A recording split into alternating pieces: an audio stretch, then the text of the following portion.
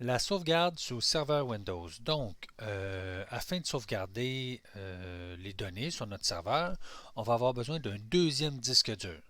Donc, si vous n'avez pas un deuxième disque dur, référez-vous au tutoriel Ajouter un HDD dans VirtualBox.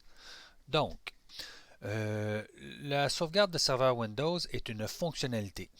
Donc, on va utiliser l'assistant Ajouter des rôles et des fonctionnalités à partir du tableau de bord. Ici, ajouter des rôles et des fonctionnalités. Donc, c'est une installation basée sur un rôle ou une fonctionnalité. On sélectionne notre serveur dans le pool de serveurs. Dans mon cas, j'ai qu'un seul serveur. Il est donc sélectionné par défaut. J'ai dit que c'était une fonctionnalité, donc je n'ai pas de rôle ajouté. On va tout simplement aller à la prochaine rubrique qui est fonctionnalité. Et là, on va descendre jusqu'à sauvegarde Windows Server que vous pouvez retrouver ici. On va cocher la sauvegarde Windows Server. Suivant. On confirme que c'est bien ça qu'on voulait installer. Installer. Maintenant, on attend que la barre de progression nous démontre l'installation terminée.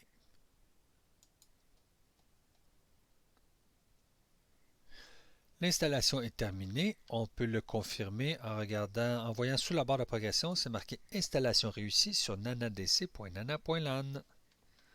Je vais faire fermer. Maintenant, pour accéder à la console de sauvegarde, on va faire outils, sauvegarde Windows Server.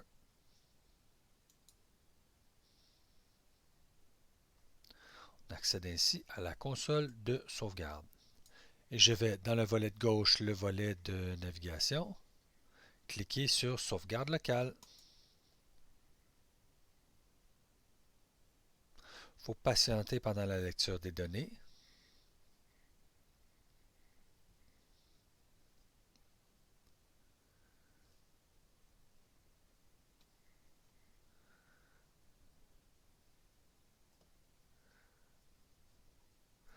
Donc voilà, comme c'est la première fois que je configure la sauvegarde, on voit qu'il n'y a aucune sauvegarde qui n'a été configurée sur cet ordinateur.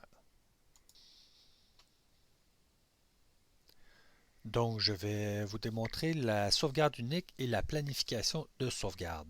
Si on regarde complètement à la droite le menu Action, vous pouvez voir ici qu'on a planification de sauvegarde, sauvegarde unique et récupérer. Donc récupérer, c'est pour restaurer des données. Je vais regarder premièrement la sauvegarde unique. Si on clique sur sauvegarde unique, on a des options. La première option, c'est dit créer une sauvegarde maintenant en utilisant, et là c'est marqué choisissez cette option pour que cette sauvegarde utilise les mêmes paramètres que la sauvegarde planifiée. L'option est grisée, c'est sûr parce que je n'ai pas encore de sauvegarde planifiée. Suivant. Ici, quel type de configuration voulez-vous planifier? Donc, soit un serveur complet ou personnalisé. C'est recommandé parce que la première sauvegarde, en général, on prend le serveur au complet. Pour la démonstration, je ne prendrai pas de sauvegarde du serveur au complet, ça va être infiniment long. Donc, je vais faire une sauvegarde personnalisée. Je vais choisir seulement les données des utilisateurs de l'entreprise. Je fais suivant. À cette étape, c'est ici qu'on va pouvoir ajouter des éléments à sauvegarder qui devront ensuite apparaître dans le carré blanc ici sous forme de liste. Donc, je clique sur Ajouter des éléments. Ensuite, je vais naviguer dans l'arborescence de mon ordinateur pour trouver les dossiers et les fichiers à sauvegarder. Donc, dans mon disque C, j'ai déjà une architecture de dossier qui s'appelle Nana Mobilier, qui contient des sous-dossiers, puis dans chaque sous-dossier, un fichier. Donc, je vais cocher Nana Mobilier, la racine, ce qui va me donner la racine et tous ses enfants à sauvegarder. Voilà, donc je vais sauvegarder Nana Mobilier et ses enfants. Si vous voulez, par exemple, si je voulais exclure un seul fichier, je pourrais cliquer sur Paramètres avancés. Et ici, on a les exclusions. Je pourrais ajouter des exclusions. Donc, sauvegarde-moi tout Nana Mobilier, sauf le dossier inventaire. C'est ici que je pourrais le faire. Mais je ne le ferai pas pour l'instant. On fait suivant. Donc, choisissez le type de stockage pour la sauvegarde. Vous pouvez soit prendre un lecteur, des lecteurs locaux ou des dossiers partagés. Dans mon cas, j'ai spécifié au début de la démonstration qu'on devrait utiliser un deuxième disque dur. Donc, le deuxième disque dur est déjà installé dans l'ordinateur, dans la machine virtuelle. Donc, je vais choisir lecteurs locaux et faire suivant. Maintenant, on me propose ici quel lecteur. Où est-ce que tu veux? Donc, je vais naviguer et j'en ai un qui s'appelle DataE. C'est lui que je vais utiliser pour recevoir ma sauvegarde. Voilà. Maintenant, je fais suivant. Donc ici, on va confirmer qu'est-ce que je veux sauvegarder. Donc les éléments à sauvegarder, on a Nana Mobilier ici. Où est-ce que ça va être sauvegardé? Donc la destination sur Data 1.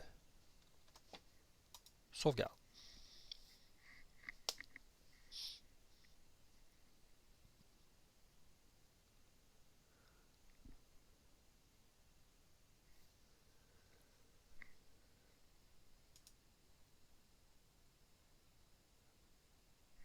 Une fois la sauvegarde terminée, on peut fermer l'assistant. Et on a des données dans le bas qui concernent la sauvegarde. On voit aussi la date.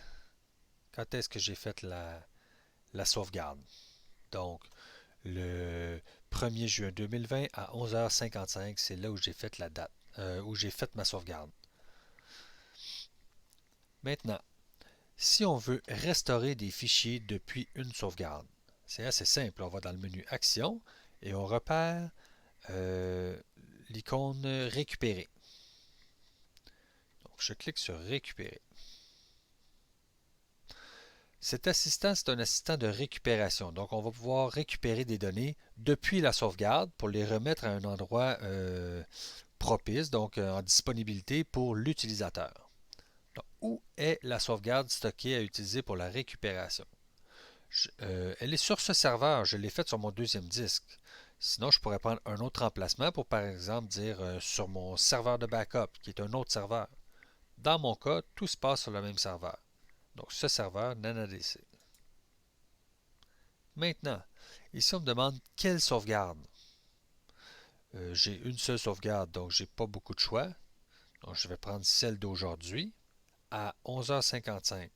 Si j'avais fait plus d'une sauvegarde aujourd'hui, ben, je pourrais aller sélectionner l'heure de la sauvegarde ou une date ultérieure, par exemple le 10, tiens, on va aller au mois de mai. En fait, il me laisse pas y aller parce que j'ai pas de sauvegarde. Donc, j'ai pas le choix, j'ai une seule sauvegarde, c'est ici le premier. Ensuite de ça, je vais faire suivant. Que voulez-vous récupérer? J'ai deux choix. Des fichiers, des dossiers ou un volume en entier. Bon, moi, je ne veux pas récupérer un volume en entier, seulement des fichiers. Par exemple, je vais simuler une mise en situation où un utilisateur me dit avoir effacé dans Inventaire le fichier 3.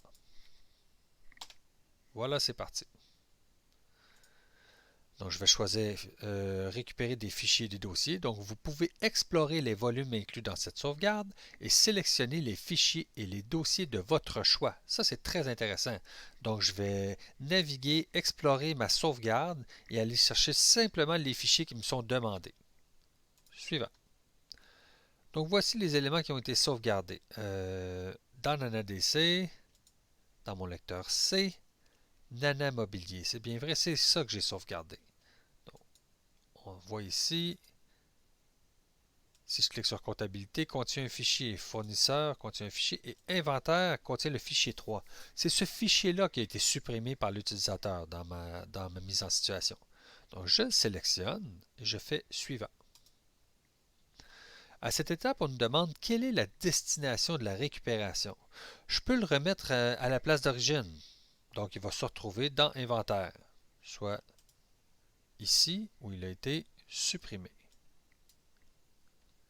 Sinon, je pourrais choisir un autre emplacement et lui dire par exemple, je vais vous le mettre pour pas que vous le cherchiez, je vais le mettre sur votre bureau.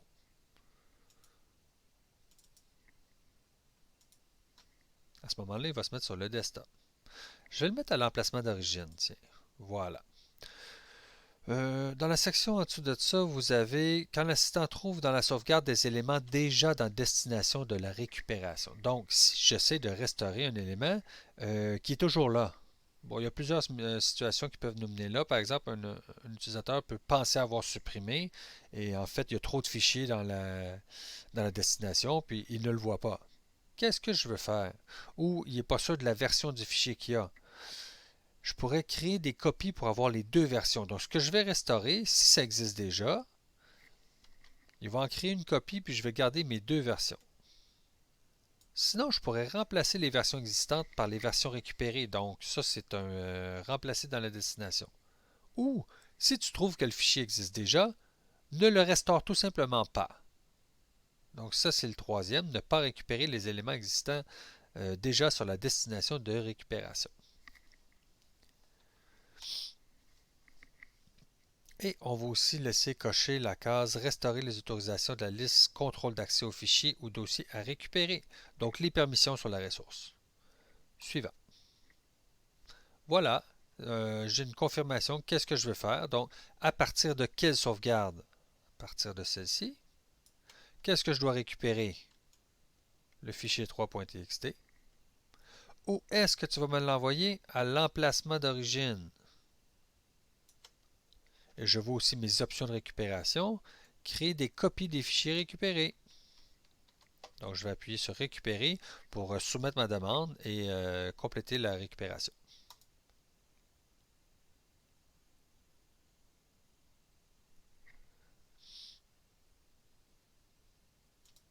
Je vais vérifier le travail. J'ouvre l'explorateur de fichiers et on peut voir que dans mon dossier inventaire maintenant, le fichier 3 est revenu. Il a été récupéré. Maintenant, on va parler un petit peu de la planification de sauvegarde. Si on regarde dans le menu Action, dans le volet Action en fait, on a Planification de sauvegarde. Si je clique là-dessus, ça nous lance l'assistant planification des sauvegardes. Donc, qu'est-ce que je veux sauvegarder? Je veux encore une fois, je ne veux pas sauvegarder mon serveur complet parce que j'ai pas l'espace, puis ce serait trop long pour une démonstration. Donc, je vais encore une fois sauvegarder les données des utilisateurs de l'entreprise. Donc, je coche Personnaliser. Suivant. Qu'est-ce que je veux sauvegarder? Bon, je veux sauvegarder le même dossier, soit C Nana Mobilier. Voilà. Maintenant, c'est ici qu'on peut planifier notre sauvegarde. Donc, à quelle fréquence et à quel moment voulez-vous exécuter les sauvegardes? Par exemple, tous les jours, à l'heure désirée, mettons 23 heures.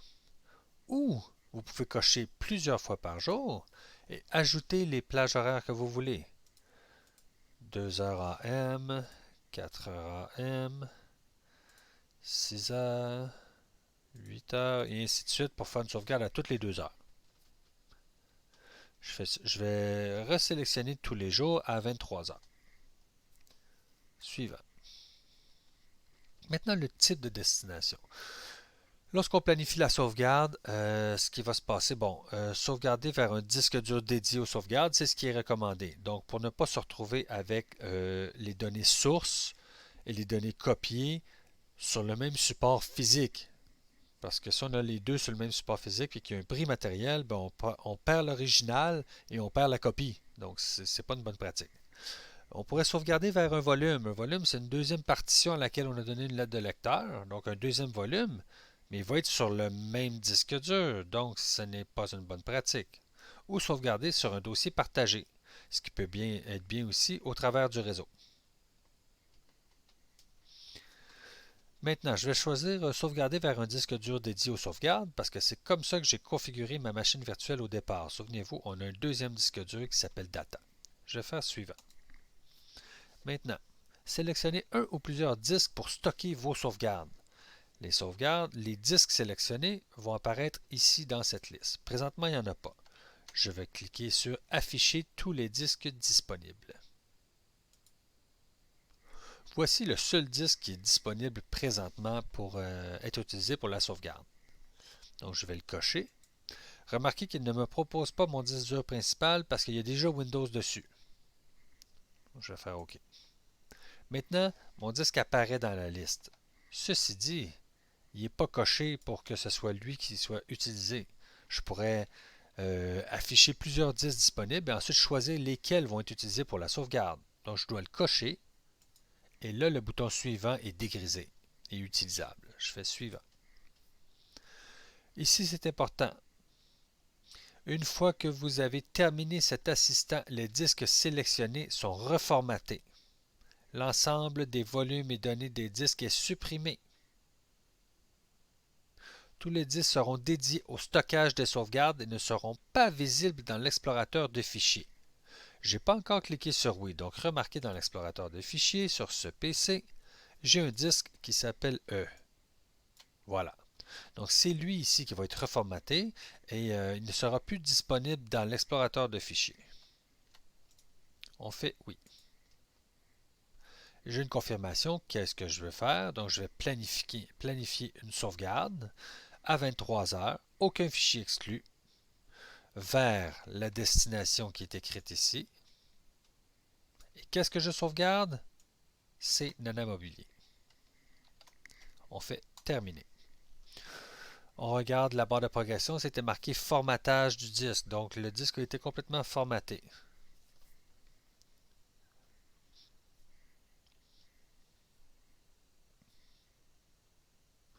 Et là, on a une confirmation. Le statut, la planification de sauvegarde a bien été créée. Votre première sauvegarde planifiée aura lieu le 1er juin à 23 heures. Donc, il s'agit après de vérifier que les disques utilisés pour stocker les sauvegardes planifiées sont connectés à l'ordinateur et accessibles. Voilà, on a maintenant les données sur la planification ici. Si on va voir un petit peu plus bas, voici ma sauvegarde planifiée. Oups. Et c'est tout. On peut confirmer maintenant dans l'explorateur de fichiers. On voit bien qu'avant, il y avait une lettre E qui n'existe plus.